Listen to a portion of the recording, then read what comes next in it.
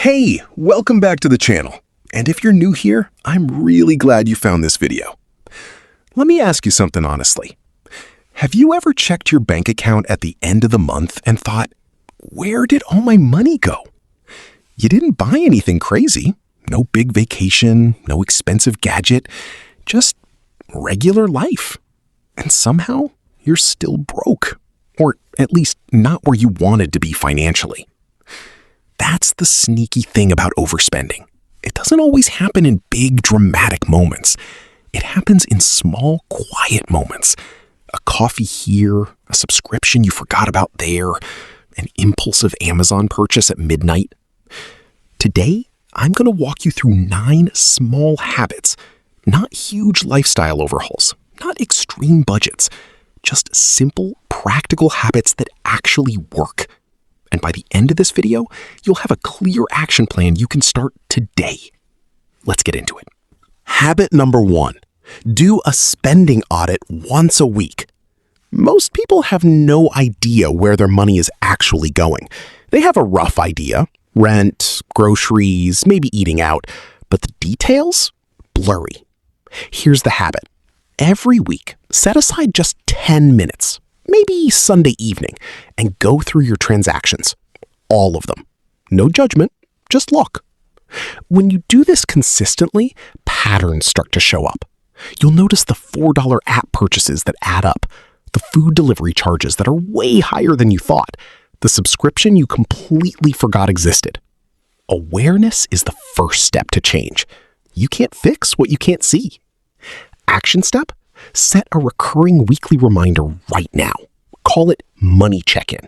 Just 10 minutes. That's it. Habit number 2, use the 24-hour rule before any non-essential purchase. This one is a game changer, and it's so simple. Whenever you feel the urge to buy something that isn't a necessity, clothes, gadgets, home decor, whatever, you don't buy it immediately. You wait 24 hours. Put it in your cart, screenshot it, write it down, but don't buy it yet. What happens after 24 hours is fascinating. About 70 to 80% of the time, the urge is gone. The excitement fades. You realize you didn't actually need it. You just wanted it in that moment. That emotional charge, that dopamine hit of, ooh, I want that, it's temporary. The 24-hour rule lets that feeling pass before your money leaves your account. For bigger purchases, extend it to 72 hours or even a week. Habit number 3, give every dollar a job. One of the biggest reasons people overspend is because their money has no direction. It just sits in a checking account and they spend from it freely until it's gone. The fix? Give every dollar a job before you spend it. This is the core idea behind zero-based budgeting. At the start of each month, or each pay period, you assign every dollar you earn to a category. Rent, groceries, savings, fun money, everything. When your fun money runs out, that's it. No more impulse buys. The psychological shift here is powerful. Instead of asking, can I afford this, which is vague, you ask, is there money in this category, which is specific and clear. Apps like YNAB, EveryDollar, or even a simple Google Sheet can help you do this. Habit number 4, unsubscribe from retail emails and unfollow shopping triggers. This one sounds almost too simple, but hear me out. You cannot want what you don't see. And right now, your inbox and your Instagram feed are working against you. Every sale notification, every just for you email, every influencer haul, they're all designed to create desire where there wasn't any before. Retail companies spend billions of dollars figuring out how to make you spend money. The least you can do is remove the triggers. Unsubscribe from store emails. Unfollow accounts that make you feel like you need to shop. Delete shopping apps from your phone's home screen. This isn't about becoming a hermit. It's about protecting your attention, because your attention leads to your desires, and your desires lead to your spending. One action? Go to your inbox right now and unsubscribe from at least 5 retail emails. Do it today. Okay, so you've got the 24-hour rule going. Now level it up with this. Keep a running wish list in a notes app, a spreadsheet, wherever, of things you want to buy.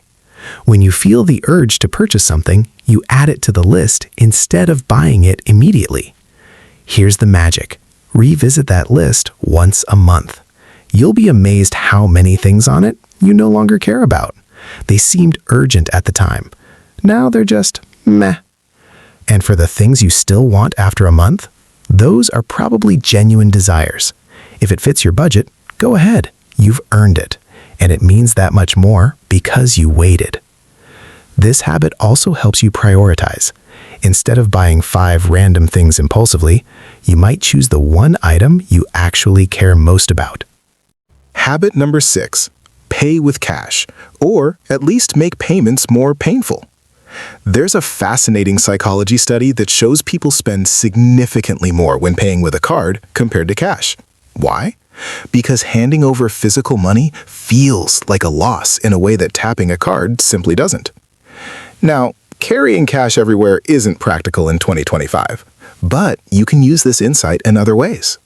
One method: use a separate debit card, not your main account, not a credit card, for discretionary spending. Load it with your monthly fun money budget, and when it's empty, it's empty. No dipping into savings. Another method: freeze your credit cards. Literally. Put them in a container of water in your freezer. If you need them, you can thaw them out, but that 20-minute wait gives your impulse time to pass. Making spending slightly more inconvenient can have a surprisingly big impact on how much you spend. Habit number 7. Identify your emotional spending triggers. This one requires a little self-reflection, but it's probably the most important habit on this list. Most overspending isn't really about things, it's about feelings. People shop when they're bored, when they're stressed, when they're sad, when they're trying to celebrate, when they feel like they deserve a reward. Shopping gives you a temporary emotional lift, and then it's gone, and you're left with a package and less money. Start noticing, when do you feel the urge to spend? What's happening emotionally? Are you anxious, lonely, exhausted? Once you can identify your triggers, you can replace the habit with a healthier one. Bored? Go for a walk, call a friend, pick up a book. Stressed? Exercise, journal, meditate. You're not cutting out the emotional need, you're just redirecting how you meet it. Here's the brutal truth. If money is sitting in your account, you will find ways to spend it. That's just human nature. The solution? Remove the temptation entirely by automating your savings. Set up an automatic transfer on the same day you get paid that moves money directly into a savings account. Not after you've paid your bills, not after you've bought groceries. First. Pay yourself first, then live on what's left. Even if you start small, $25 a paycheck, $50 a month, it builds the habit and the account simultaneously. And because it happens automatically, you never have to make a willpower decision about it. It's just done. Over time, you increase the amount. Most financial experts recommend saving at least 20% of your income, but even 5% is infinitely better than 0%. Habit number 9. Define what enough looks like for you. This is the deepest habit, and honestly, the one most people skip because it requires real thought. Our consumer culture is built on one idea. More is better. Bigger house, newer phone, better car, more followers, more stuff. And if you buy into that idea, pun intended, you will always feel like you don't have enough because the goalpost never stops moving. The habit here is to sit down and genuinely define what enough means to you. Not to your coworker, not to your Instagram feed, to you. What kind of life do you actually want? What experiences matter to you? What possessions genuinely add value to your days? When you have that clarity, overspending becomes almost impossible because you're no longer buying things to fill a vague sense of lack. You know what you value, and you spend in alignment with that. This is the difference between someone who budgets out of fear and someone who budgets out of vision. One feels restrictive. The other feels empowering. All right, let's bring it all together. Here are the 9 habits one more time. Do a weekly spending audit, just 10 minutes. Use the 24-hour rule before non-essential purchases. Give every dollar a job with a simple budget. Unsubscribe from retail emails and remove shopping triggers. Keep a cooling-off wish list and revisit it monthly. Make spending slightly more inconvenient. Use cash or a separate card. Identify your emotional spending triggers and replace them. Automate your savings before you can spend it. Define what enough means to you and live from that. None of these are hard. None of them require you to stop enjoying life.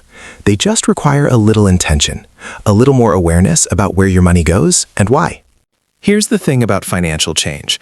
It doesn't happen because you read one article or watch one video and suddenly everything clicks.